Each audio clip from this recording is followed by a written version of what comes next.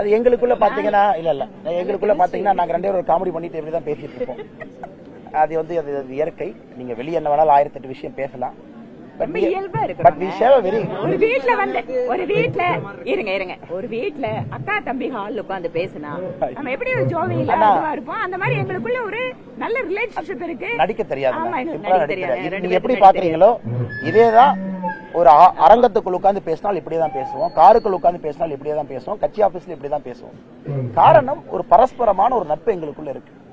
அது வந்து நீங்க பாத்து நான் பேசுவேன், அக்கா ஒரு மாதிரி பாப்பா உடனே அதை பாப்பா ஹைட்ரோல் போட்டாங்க அப்படின்னு. இப்ப எல்லாரும் என் முகத்துல தான் கேமரா வந்து ஃபோக்கஸ் பண்ணிட்டு இருக்கு. என்னன்னு எங்கண்ணா வானதி அம்மான்னு சொல்லல, அக்கான்னு தானே சொல்றேன்.